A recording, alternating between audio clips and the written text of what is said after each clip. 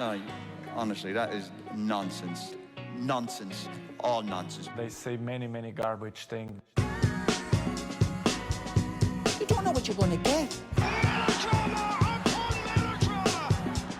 This is a shameful, disgraceful piece of nonsense. He was balls off it yesterday. You'll learn a lot more if you listen rather than talk all the time. No problem.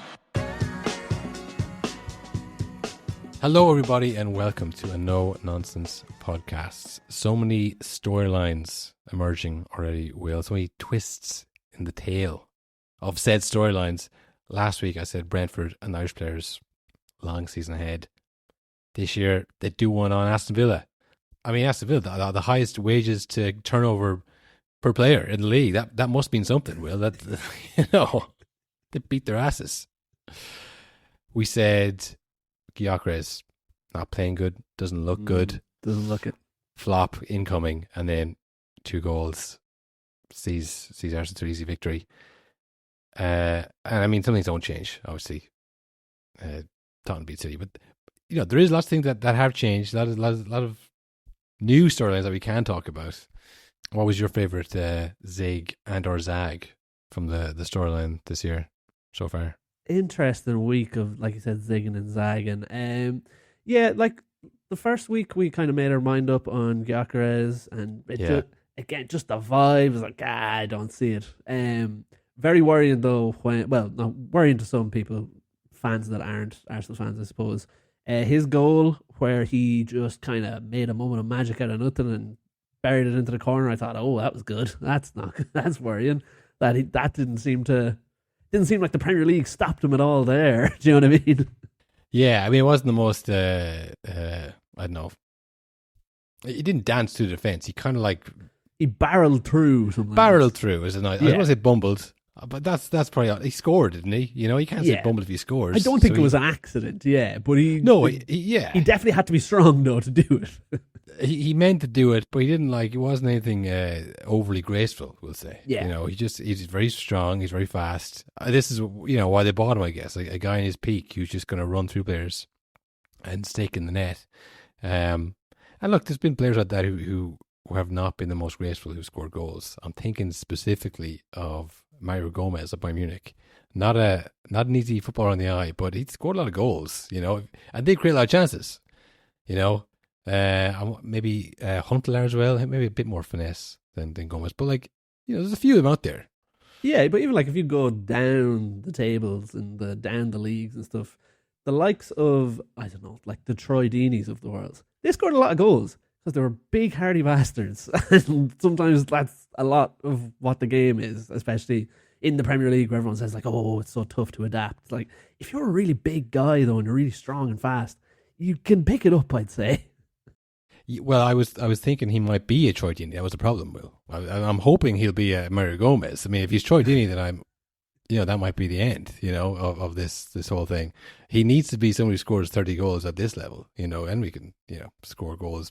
Then the championship strikers score goals who are big and strong, and they get the big leagues, and it's 12 goals a season max. We don't want that. But look, Arsenal playing Leeds, who they started off well against Everton, and this week they looked kind of like they might be in trouble as well. A lot of teams look like they might be in trouble. I think it might be another bad year, a weak league, maybe, perhaps. That's the worry. I would say it feels like throughout the first week, it seems like everything we learned in the first week is actually wrong. Everything about it. Every single team, I think, did the opposite the week later. You know what us last year would say, Will? Well, yeah, I do know. They would say it's too early to tell. It's too early to tell. It feels like last year everyone adapted the too early to tell approach, but this year no one did. A lot of absolutes across, not just us. I'm seeing a lot of this is the year Arsenal do it. This is, even after the first week, I saw a lot of Man United are coming fifth. They're not that bad. Everyone, they've improved. Yeah, it's a lot of people were committing to places in the table. People are saying 8th Man United. I was like, what? They haven't kicked the ball yet, And this year they signed supposedly good players, but everyone's been like, no, this is the year Arsenal going to do it. This is going to be the year they're going to win it. I feel they're going to win it. Last year was like, well, obviously City are going to come back, and then who knows what's going to happen. Exactly. This year, we were like, no, there is no guarantees except the ones I give, which is, it's very strange. Let's go back. Everyone calm down. We're going back. I think we officially put it back on the board. It's too early to tell anything. Yeah. I think maybe it's because it's so open. You feel if you just, you can close your eyes, throw a dart at the board, and you might be right. Whereas last year's like, it's definitely City, isn't it? Eventually it's going to be City. So, I mean, there's no point in committing to saying this team will finish here and they'll look stupid because it's going to be City. This year's like, well, it might be. It might be Liverpool's year. It might be Arsenal's year. It might be Tottenham's year. Look at them playing, I don't know. But, it was Arsenal playing Leeds at home. They had the whole Eze unveiling. I'm going to put Eze down, Will. Another absolute one to put out there. Breath of Fresh Air of the Season award for Eze. Nice. Congratulations. he seems like a very happy dude, Yeah, chill. Nice guy. He is chill. And not to make this about any other player, but even the fact that he was training with Crystal Palace like 12 hours before he was, in the jersey, signed the contract, or I don't know if that's the real contract, but whatever, doing that photo op with the Arsenal. He was just going to let it happen. I saw a graphic there. He's the longest serving player at Crystal Palace. Really? That's mad. 5.5 years, apparently. That he's been at the club. Did you see the clip of him from the training where Sky Sports were asking him? I think this was when he was linked with Tottenham. It was before the Arsenal came on the scene. That was mad, yeah. Where Sky Sports are like, as he's doing his drill and coming close to him, they're like, do you think you're going to stay with Crystal Palace this season? He turns around and he says, give it a rest. I thought that was lovely. Give it a rest. They were heckling him at training.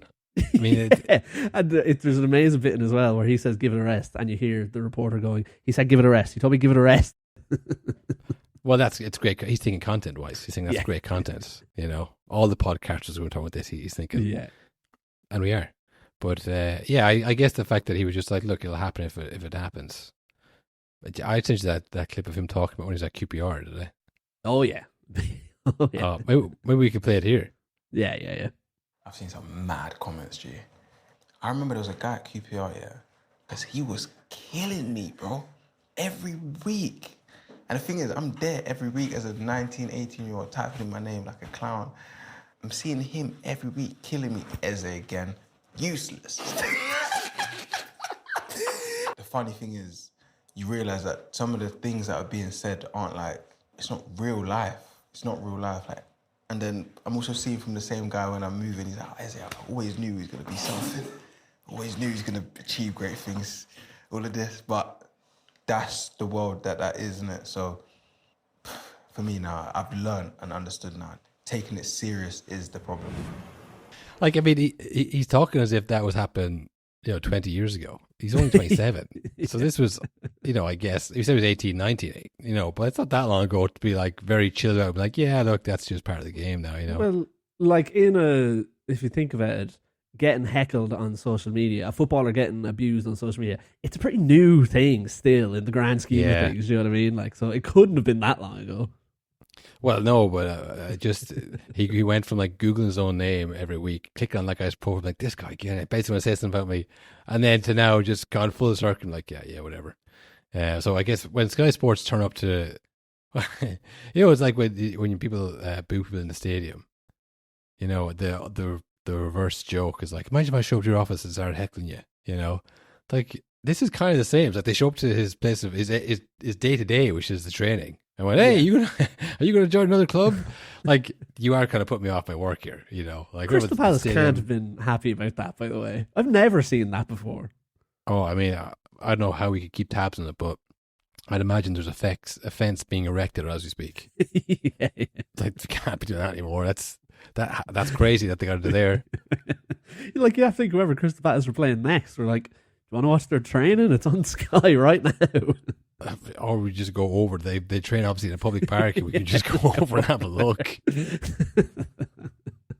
What are you doing, Eze? Yeah. So they had that whole thing before the game. It's this is the year. Look at all these great players we have. It obviously makes it sweeter that he was going to Tottenham, and then supposedly was his own driver being oh well, if I can go to Arsenal, obviously I go there instead. So it's a great one. And then during the game, I mean, 3 different injuries to Arsenal players. I mean, that would have put an extra 20 million on the transfer if they'd waited 24 hours. So it's a great bit of business, really, when you think of the injuries they now have to Saka and Odegaard. I think Saka's out for a few weeks with a hamstring,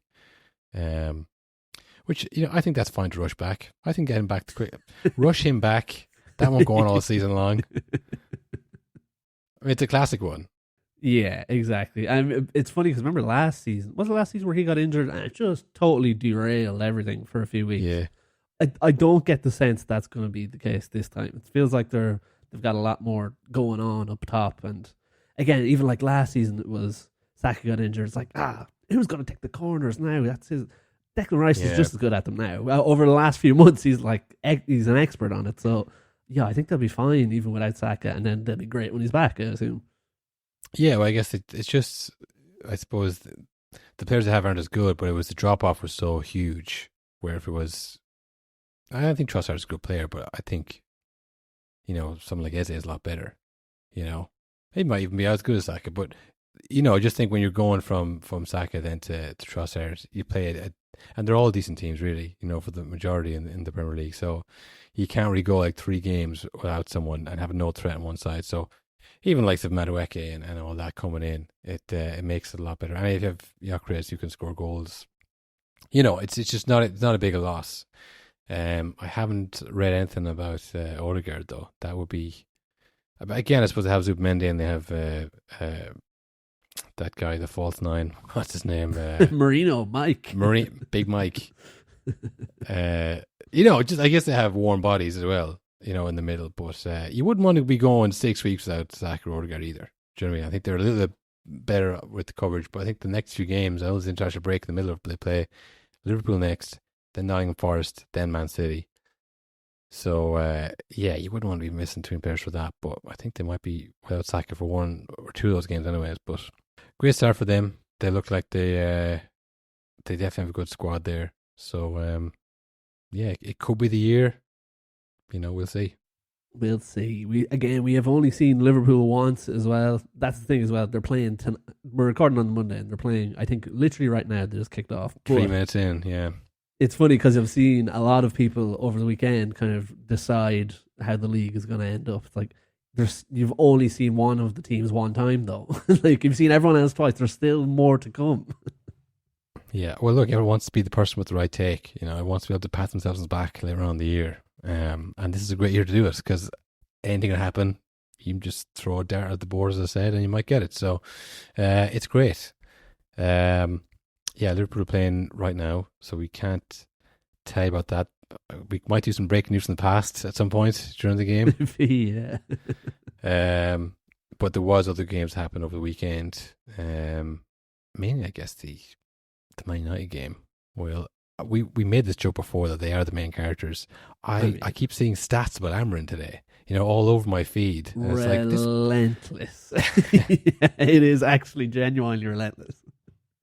Like this, when they say what's a 10 of 1, and Arsenal fans are at pains to, describe to people how bad Arsenal were when they were finishing 8th. Like you don't even understand, because no one was talking about them. If they were finishing 8th, it's like, well, who cares about Arsenal? They're just some fucking club finishing mid-table. Yeah. But once Man United, you're just reminded every day in a new stat how bad Man United are, and you can't escape it. I'd actually see the Man United Fulham game, Will, but yeah, I mean, was it the same as the Arsenal game? A lot of huffing and puffing and no end product, or was it worse or better? Or it was definitely worse. The first 10-15 minutes, they looked really good, and they had a lot of good chances. Cunha hit the post, and he had another shot saved. But they looked really good. They were moving the ball well, and I was like, I knew we were coming good. I knew it. I said last week, I can't wait to watch more Man United. Yeah. Then, very much like last season, and I think this was the issue last season, one thing went wrong, and all of a sudden, the whole team went, oh no, it's happening again. And all of a sudden, it's like everything was gone out the window. The system's over. No one knows what they're doing anymore. What happened was they got a penalty after a long VAR check, where Yoro had been pulled to the ground. I think it was Yoro was pulled to the ground. penalty. Bruno Fernandes comes up to take it, goes through his very rigid penalty kick routine that he probably does every single time. You get the ball, you breathe in, you walk to the thing, you put it down, you take this many steps back, you breathe out. As he's doing this, the referee is walking backwards, his mind, and slightly bumps into him. Game over. Literally, the game is done at that point. Bruno Fernandes cannot get his mind back on track. He skies a penalty, which I have never seen him do. I've never seen him even hit a penalty high in my life. So he's totally... I have. He normally goes low, doesn't he? Well, I just remember the Aston Villa game where Martinez was goading Ronaldo, calling him a pussy for not taking the that's true. for not taking the penalty, and then Hernandez steps up, skies it over. Yes, and it was just like, this guy's the best goalkeeper in the world, maybe ever. If something gets in the way of his very rigid routine, all hell, he can't do it. Everything has to be perfect, and it normally is.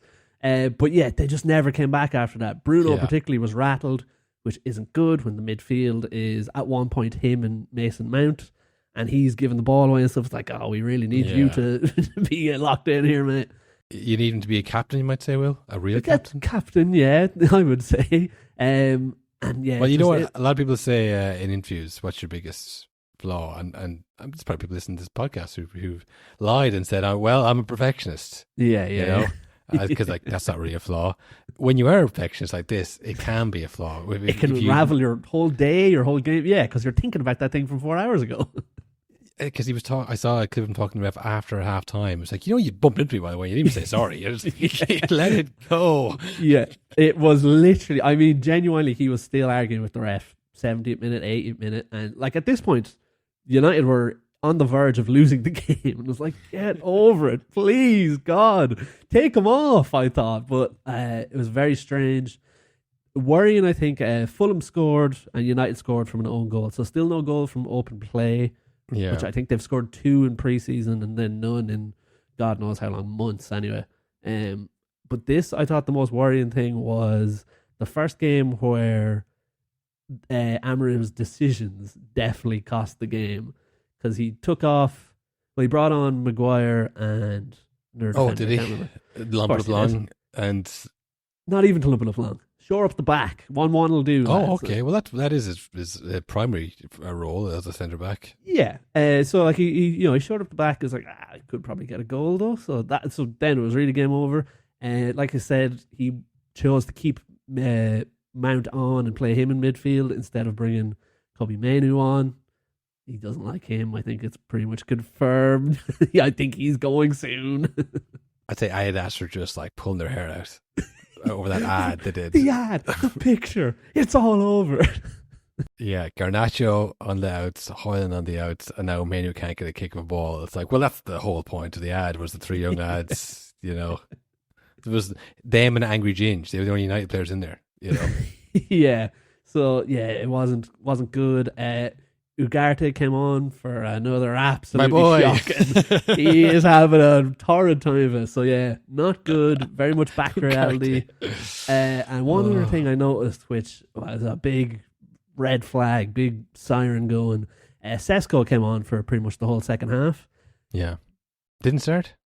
No, it didn't start. He's in, I suppose, but. He played pretty much most of the second half. Enough money, I know. It's not like he's a teenager. He's 21. He's not old, but I mean, I'd be starting. Here's what the biggest worry was. He played pretty much the whole second half. Didn't touch the ball. Ghost wouldn't even know he's on the pitch. And I went, maybe it wasn't Hoyland.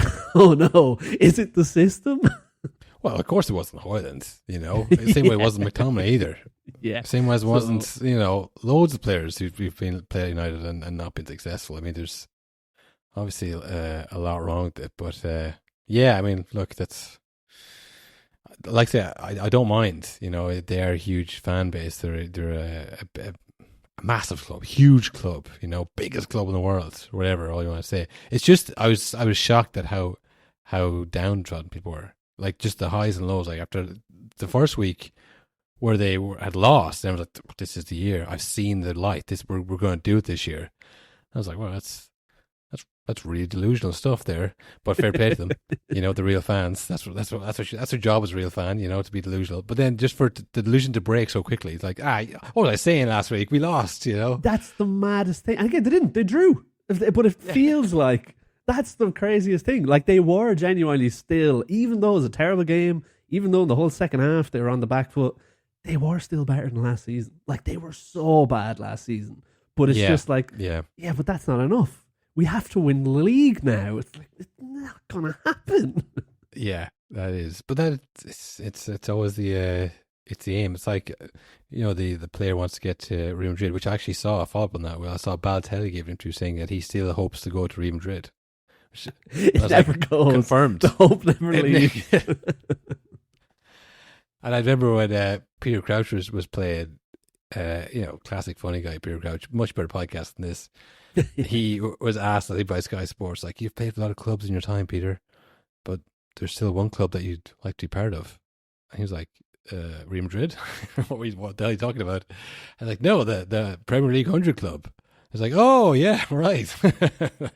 That's what I think about. Definitely not Real Madrid, So it is true. But for United, Will, they think about the leagues. They don't think about making progress. They don't think about fourth place. They don't think about, FA Cup or Europa League, or it's not even Champions League, really. What they think about is win the league again, being the best team league. That's what they were raised on. That's what they want to be back to. So the progress is good, but only if you think that the league is coming at the end of that progress, It's just, it does feel like this is nearly new territory in football, where it's a team that, like you said, are so delusional either way week to week, but the goal is that, like, we must win the league. It's like, well, it's never going to happen if this is the fan base, because the pressure is too much to ever make changes.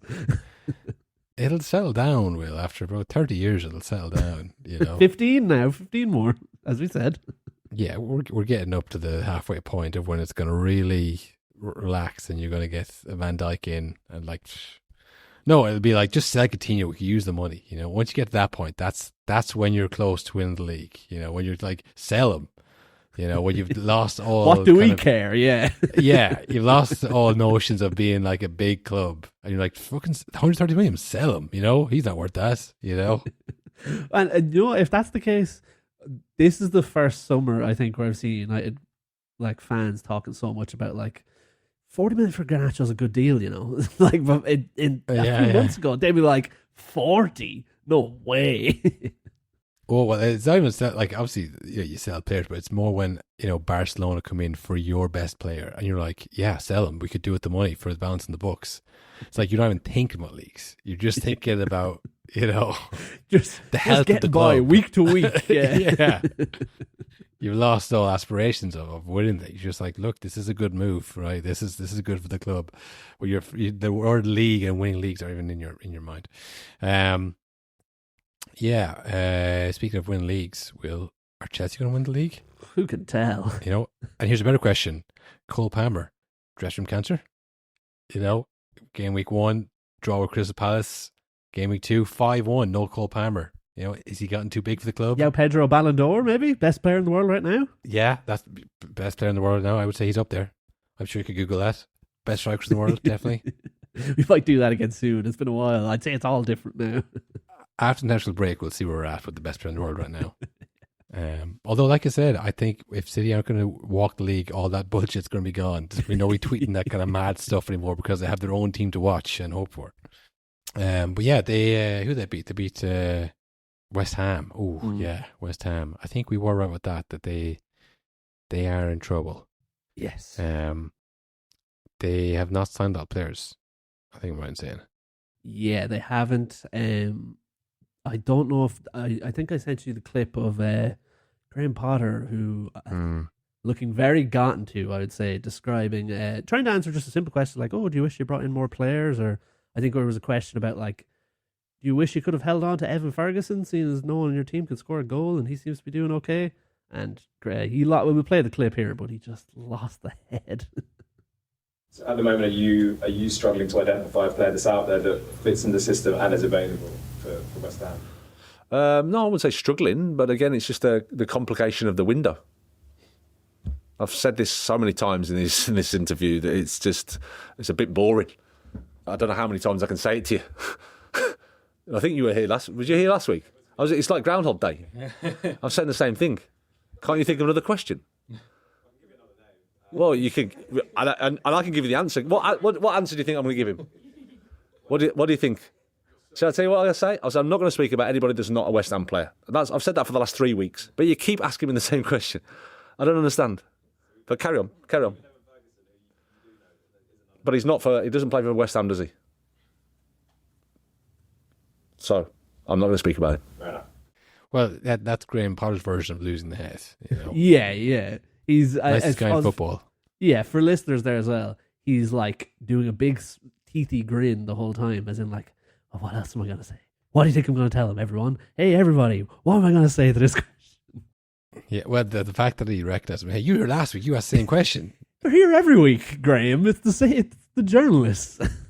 Yeah, but I mean, it's a bit cheeky, isn't it, to be asked the same question again? Because at that point, you're kind of riling them up. Like you're not really expecting a different answer. You're just kind of like, people want to know this. People want there to be a different answer. So I'm going to keep asking until there is a different answer. It's almost like, but yeah, they look like they're going to be in big trouble. Chelsea, I mean, I was very high on them last year. I thought they're actually going to do it, but I guess it kind of fell away when Pam was injured. This year, they seem to have a lot of good players. And again, you're playing probably the worst team in the league right now. Again, it's just there's hope for all teams. At the moment, it's Arsenal, Chelsea, Liverpool are going well, and Tottenham. I mean, I have very little hope in for Tottenham, to be honest. But Chelsea could do it, I think. Yeah, they've got the players. I saw Nick Jackson is, I think, officially on the way out today, or very close to it. And there's another 50 million coming in that they can spend on 7 more players that we haven't heard of who are going to be great. And if they're not great, you sell them on for 60 more million each. Like, they've got it down. They've beaten the system, and if they're good, they sell them on too and get someone else in good. It works. Keep the money flowing. It seems unfair that they're able to just do that. And we were the biggest culprits. We were laughing at Tom Bowley. Like, he doesn't know anything about football.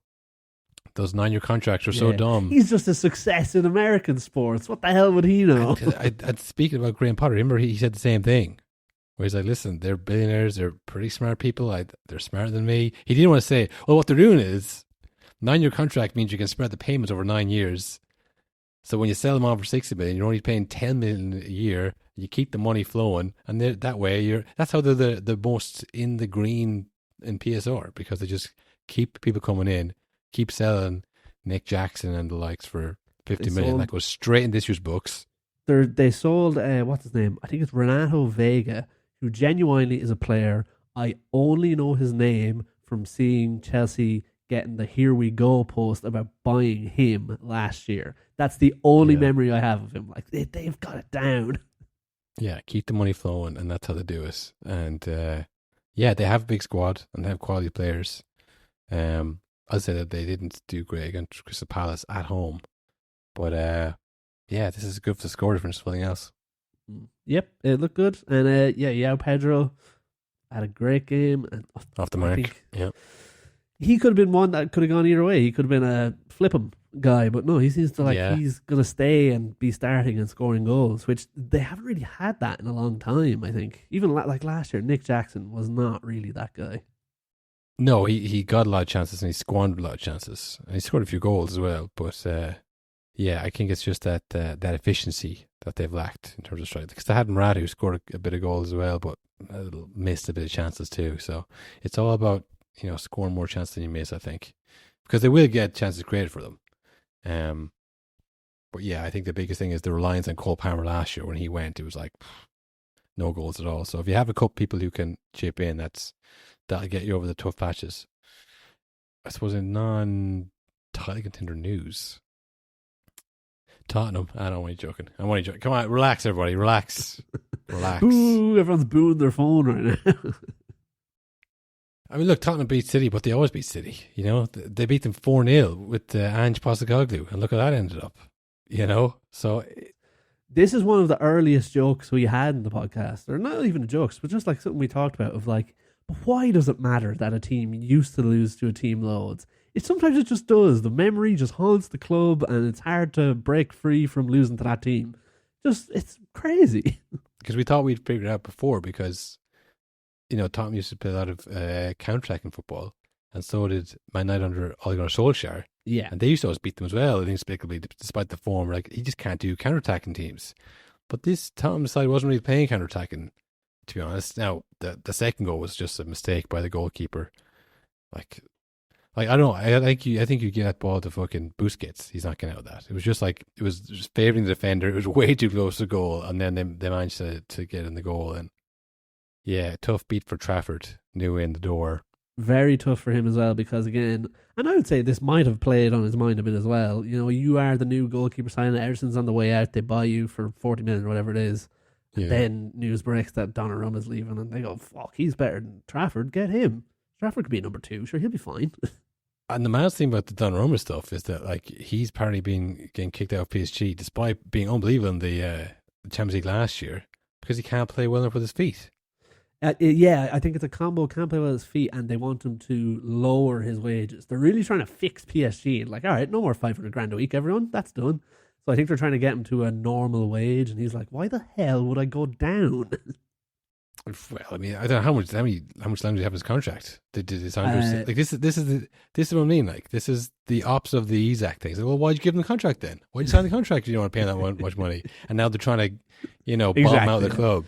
It's the exact same thing. Clubs are the exact same thing. But, sorry, I got a bit riled up there, Will, for seconds. At the thought of a millionaire not making enough money. That was a bit weird.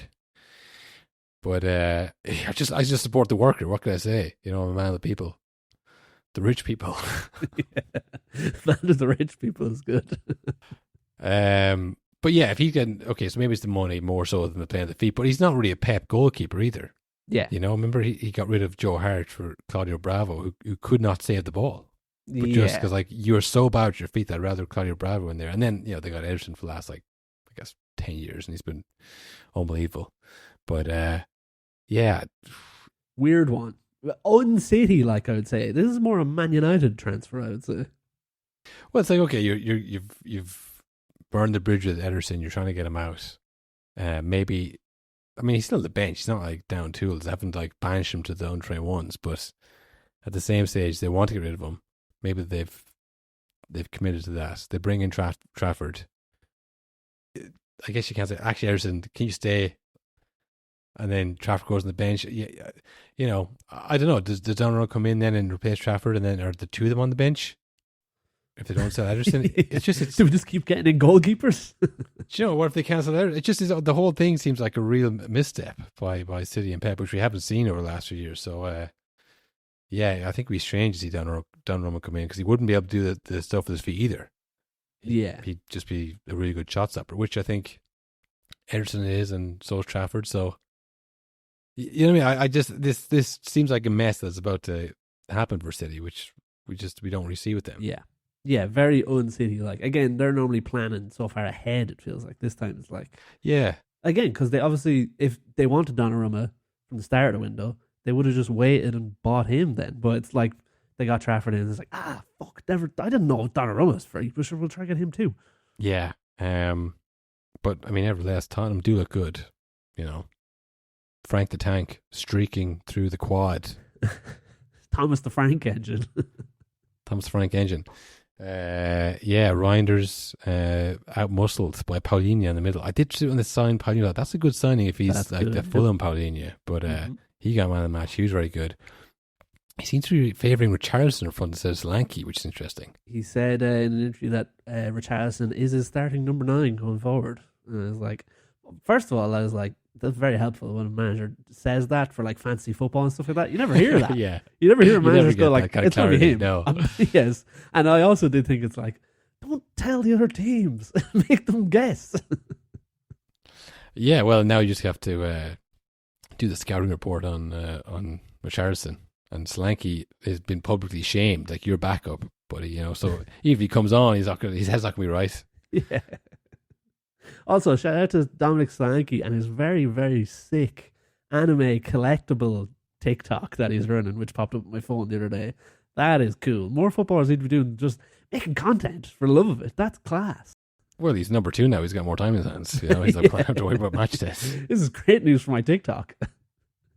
Yeah, he's a big anime guy. He used to do those the Mask at Bournemouth. I don't know if he brought that with him to Tottenham. Maybe he thought, I'll see how the first season goes before I start breaking out the toys on the pitch. And he's right to do that because he'd look really silly now, wouldn't he? If he had loads of toys on the pitch and on his socks and stuff. It was like, you're not playing, Donny. Put the toys away. But yeah, look, it's nice to see footballers who have interest outside of the game. You know, makes it more relatable that way. But yeah, I mean, I don't know why. I did say this, that Tottenham were not as bad as Ange Postecoglou made them look. You kind of think that they're going to have a bad season, but like they have decent players. Yeah, like I definitely didn't think they were as bad as Ange made them look, but I also like it's just if Richarlison is scoring and stuff. Like, I've seen so much of Richarlison, though I know what he's like. So it's okay. Yeah. If Thomas Frank can improve players, it's not like that's never happened before where a manager can improve a player. But it's just like, I don't know, I still feel like they're lacking a little bit compared to some of the other teams. And I do think Eze would have helped them loads, but obviously that got stolen from them. So yeah, I don't know. Like I do think, obviously they're looking good. I think it's too early to tell is how I'd put it for Spurs. Yeah, I mean, Richarlison is one of those players where you're like, I don't know if you can count on him. Yeah, I think he's not that young anymore either. He has a good patch in him every now and then, but like that's been the case since he joined the Premier League. Yeah, over the course of a season, it's like, is he going to, not get sent off and be consistent or whatever scoring goals? You don't question his ability to score goals at this level, but it's just more kind of like you feel like he has like a head loss in him, and not even anything that bad, but just like he'll just lose his head in the pitch and next 3 or 4 games just like not be able to kick stone for rope. And they do have Dominick Solanke on the bench for that. But yeah, I mean, I'd be surprised if he was a Golden Boot candidate this year. Yeah. But again, he has the ability to do that in him. It's just, can he do it for the whole season? I don't know. I've never seen it. The other thing I was thinking as well when Thomas Frank was like, yep, happy with Richarlison, he's my starting number 9 for the next few weeks. It's like, never say that to the board. Do you know what I mean? You got to say, we need 50 players and then you might get 2. Never say that. Yeah, buzzing. Everything's great. I think Barry Richarlison needs more love than the board need convincing to buy players. I think he thinks, listen, if I do well with Richarlison and get him scoring 25 plus goals, the board will give me anything I want because they know this guy as well as I do that's a serious feat. So if you can get Richarlison scoring goals, like get this man wherever he wants, Yeah. Why are you talking rubbish? We talked about this. Well, not this specifically, it hadn't happened yet, but we talked about Nottingham Forest. Was the opening weekend or the preview episode? It was whenever the hostage video was released of Marinakis and Gibbs White. I'll be honest with you, when I saw it first, I was kind of like let down. I think you kind of overhyped it a little bit in my mind. I was expecting something worse, but I guess now that I think about it more and I see, in illustrated forms of it, it was pretty crazy. It was like, when have you ever seen a video like that before? Where a player you're right. Where a player comes, so a transfer falls through and then you see a video where the player stands beside the owner of the club he's at and goes, I actually don't want to leave and this owner is amazing, and he's like side-eyeing him as he's saying it. It's like, it's crazy stuff. Well, I in my mind, when you were describing it to me, I envisaged him with little shake marks on his arms and legs. Quaking, you might say. Yeah, I envisaged him quaking. For anyone who didn't see this unbelievable Tifo, and shout out to the Tifo revolution in the Premier League, which I think we got to give that to Man City, do we? They were the ones who started that Tifo in the Champions League. They had that one about Rodri and the Ballon d'Or and Stop Crying Your Heart Out, and we were like, that was our conspiracy. I was like, it was too well designed. It was like, this is savage. Yeah, but it was too good. It was like, this is a club thing, definitely, like a state-made Tifo, and then every club jumped on it. United had a few in the Europa League. Arsenal had the really, really bad one. Remember, of like the cannon emoji, essentially, which was half falling down. And that's Yeah. what we learned. If you're going to do the Tifo, you got to do it right. You got to either go way big or, or maybe let the fans design their owns this time, They know the club. This is it. When I saw the City one, I thought that's too good to have done, because it was in between the midweek Ballon d'Or and then the weekend of the Ballon d'Or, and then it was the midweek Champions League game, and it had this perfect Tifo with the Oasis lyrics on it, which fit perfectly. It's that's a marketing team. That's an expensive marketing team that did that. City's brand guidelines, font and colours, definitely. Yeah, it had it all looking really good. But now I've seen this, I'm actually the City one's pretty basic considering this one. This Crystal Palace Tifo that they held up at the Nottingham Forest game it's insane. There's so many layers to it. The more you look at it, the more you see, which for an in-stadium one, it doesn't really work, I guess. But for us right now, it's great to look at. It's amazing. There's so much detail. For the listeners, we'll have this up on our socials, but we'll try describe in as much detail as we can to give you the picture of what we're looking at here. So this Tifo or banner that the Palace fans held up, the Premier League is now investigating it, which it's a good banner. Oh yeah, that's what they want. Really, they want people to investigate this because, I mean, the first thing that's on it is the interview that we mentioned with Marinakis and Morgan Gibbs-White, or an artist's impression of that interview. It has Morgan Gibbs-White standing at about 5'2". Yeah, very short. Yeah, shortest man on the banner by far. And he has quake marks around his arms and legs. And he's giving a thumbs up with eyes wide open, in fear. And there's a speech bubble coming out saying Mr. Marinakis is not involved in blackmail, match fixing, drug trafficking, or corruption. And to the left of, his left, stage left of Morgan Gibbs-White is, I guess, Marinakis, or at least an enormous Greek man holding a gun to his head. With a briefcase full of bulging cash in his other hand, while standing on torn up contracts, which I guess is a reference to the 60 million release clause that was activated by Tottenham but just ignored. Yeah, and we need to say as well for anyone listening, this is, I can only describe it as kind of crudely drawn. It's hand drawn, hand painted by the look of it. It looks kind of like a newspaper comic. Yeah, it is that kind of style. It's definitely a professional, I think, or somebody who's really, practiced at it. Anyways, there's also a sign, a wooden kind of sign that says Europa League, winning FA Cup. A sign pointing towards the Europa League, and it has win FA Cup crossed out, and then in red painted has sue UEFA on it instead. So obviously that's how they did it, Then there's to the behind Marinakis, there looks like a generic FIFA man. Although, do you know what? This is such a detailed Tifo. I bet it's not. I bet it's somebody that I just don't know who it is. It's got to be someone specific, someone that Crystal Palace fans really don't like. He has a bag on it he has a grey money bag with Nottingham Forest on it. I can't really make out what it says. He's wearing a suit, and then behind him, there's an unmistakable clown in the background.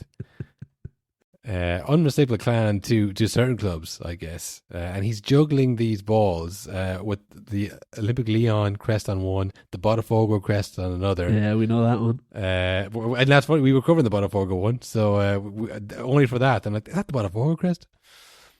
It's John Textor, of course. It's John Textor, and he's the one juggling all these balls. Because again, he's not going to wait to scot free. There is a bit of admission that this is John Textor's fault, though, really, because you've got to fucking Yeah, he's a clown, but it's nice that he's a clown. Nice touch, because obviously it shows what they think of him and implies he's an idiot because he forgot to do the paperwork. But the fact he's juggling is good, because it's that's because he's juggling so many clubs he can't keep up, but he is a skilled clown who's able to juggle these clubs. There's a lot of layers to it. A lot to it. I think I'm reading that briefcase, and I think it might say Marinakis on the briefcase. Marinakis, yeah, you're dead right. Marinakis. I wonder, is that what it says on the boat behind him? So. Yeah, there's obviously a huge freight ship behind him, referencing his ship magnate fortune. It just is so. Again, there's also seems to be like a little thing on the side that's been cut off. I'd love to see this sprawled out properly. Yeah. And someone explained to me all the details of it, but it's great. Like I say, it's one of those newspaper cartoons you'd see in a history book that like describes a current event. It's really great. I'm really a big fan of this, and I'm very impressed that it took whoever did this, or maybe it was a team of people, I don't know, but it really tells a story. It tells a story. We'd say as well, it's huge. Like it man, it was a big job getting this in, I'd say. And if you look closely on the right there, Kyle, it looks like you can kind of see the other side of it. It's got like red and blue stripes. I'm assuming one side of the Tifo is a generic Crystal Palace crest Tifo, and they carried it in like that. Like, yep, just bringing in the Crystal Palace Tifo, lads. All right, maybe, yeah.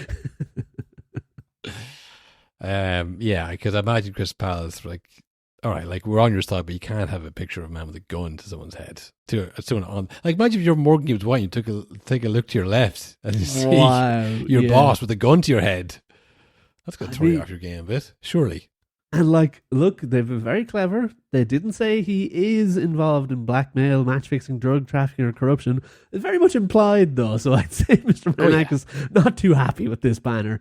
We've seen him lose the head and like ban Gary Neville from the stadium for saying, "Hey, he probably shouldn't be given out to the manager on the pitch." So like, he's gonna freak when he sees this. Well, it's like they have is not. They have the not in red writing to hide that they're not saying that. But then also they have some like a gun to someone's head. Is literally literally a gun to his head. And you can't say that. We didn't say that. I was like, yeah, you did. You have a gun to his head when he's saying it. He's shaking with fear. And we will say as well, probably one of the. I think it is one place where you can really tell they do not like Mr. Marinakis. For anyone listening, he is ridiculously large. His belly is insanely huge. So when they drew this, they really emphasized, give him a huge belly too. Really embarrass him here. I can imagine him asking one of his like aides, like, I'm not that big, am I? He's like, that's definitely 15. Like, he's been ranting for 15 minutes. That's definitely the last thing he mentions. It's like, I'm not that big, am I? Like, I don't look like that, do I? I don't know. Maybe I'm no. Like, it's definitely exaggerated a little bit for sure. Like, you're not like, no way. I don't have that much grey in my beard, do I? No, man. You look great. You look great, actually. I wish I looked more like you, if anything. Yeah. It's great. Fair play to the Palace fans. They this is what you do when it's sunny out. You know, you're outside painting murals, bringing the stadium. It's great to see. But yeah, this might be the last hurrah of the Tifo era because it is being investigated, and there is a gun on there. You know. Yeah, it's like we've said this before. The Premier League, from like inside the Premier League, when you're watching it and all the advertising and everything you see, it's like the best league in the world. This is where football is the best it can possibly be. But from an outside perspective, the clown show continues, and it's like this is the type of thing you'd occasionally see in a different league, like in the Turkish league or something. You go, that is a mental league. It's crazy what's going on over there every week. There was one going around there for a while last year. I think it might have been. Again, it's just like unnamed league, or whatever, Austrian or maybe German second division. I'm not sure, but it was like a manager who had left. I heard described in an Instagram comment as if Alex Ferguson had left at the height of Man United's dynasty. No, like say when he during the start when they were going badly, you know, and then joined Liverpool as the manager. It was like a real betrayal. Like, you know, you're in the doldrums, then you joined the hated rivals who read you, and they had like a picture of him, his head on a rat being hung, unfurled in the stadium, and that was like, okay, you can't be showing people being killed. But yeah, this one is pretty bad. This is going to the head stuff. I think this might be the last one we see. I mean, look, I don't know how can you crack down these things, but. If, say, this next week someone was being hanged, there might be a huge fan. There might be people like a huge fine, people banned from the stadium. That's how you crack down on it. But you can't have weapons. You know, I mean, again, Gibbs White is there. You know, Marinakis or whatever. Like Gibbs White is there playing, and you see a big picture of a gun to his head. It's pretty intimidating stuff. And also, like we said, I know Mr. Marinakis is probably asking after, like, I'm not that big, am I? Morgan Gibbs White must be saying, I'm not that pathetic and weak looking, am I? Because they really made me look like really, really like shaky, and my legs are tiny. Oh, well, yeah, I wonder, is he been looking at the video and thinking, wow, that's a bad look? Or is he like, does he even know the video exists? Has he even seen the video? Yeah, he might have recorded it and said, I'm never looking at that. I know exactly what I looked like in that video. Oh, yeah. And then he looks to the left and says, fuck, I knew it. I knew I looked like that. Yeah. Maybe Tottenham wasn't so bad after all. I mean, unless he is being blackmailed, according to the sign. He's being blackmailed by Marinakis somehow. I mean, I don't know what he has on him, but yeah, I don't know why he would stay with the... Like, if you're Gibbs White, you're fully entitled to talk to him and go. He comes in and tries to bully out of it. You're kind of like, well, now I'm definitely going. This is an awful place to work, So he must have something on him. It's very strange. And look, maybe allegedly, maybe Crystal Palace they're just wrong. Maybe it's not what it's like at all. Maybe he's no, really I don't think so. lovely. Will I think Donaldson's here? They've cracked this case open. Maybe when you get to know Marinakis, he's lovely. Well, look, if you want to get to know us a bit better, we have a bonus episode every week, patreon.com/a no nonsense podcast. This week, we will be covering the Liverpool Newcastle game, the Isak derby.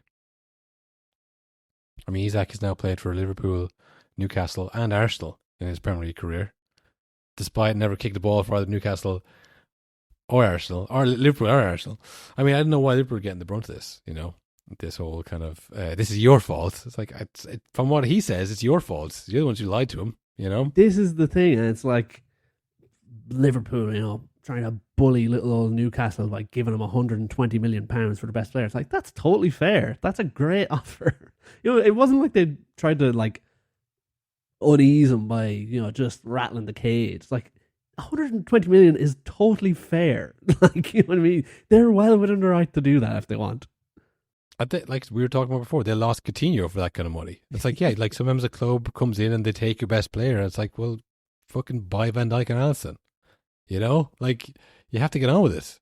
Now you mentioned this is like an alternate universe. This is what would have happened if they refused the Coutinho offer. If they were like, no, he's too good, we can't lose him. He would have been doing this too. He would have been, not turning up the training and held hostage by the club, it looked like, and then who knows where it could have gone. But if that is the case, then you have to think Newcastle might have missed one here by not just taking the money and then spreading that out. Yeah, I mean, it's you never know what would happen, because like the Suarez one, where it was the 40+1 again, like denied and moved to Arsenal. Apparently, Steven Gerrard was like, "Don't go to Arsenal, man, please." Like that would just be like, they're not even that good. They're barely better than us right now. And he played on the year and scored a load more goals, and then went to Barcelona. He's like, all right, well, like, if you're good enough. And he was, again, like 24, 25. He was at the height of his powers. I guess it's just because, Newcastle don't have to take the fee because they have the money coming in. All they do is balance the books. Once they balance the books, there's not any cash flow problems. Isak's like, no, if I don't make a scene here, they'll never let me leave. I will have to see out the contract. They do not need the money. I did see, actually, his second mention today, funny enough. I saw Troy Deeney advise that what Isak has to do is he has to go in and start ruining training. He's like, that's how I got my move to Watford.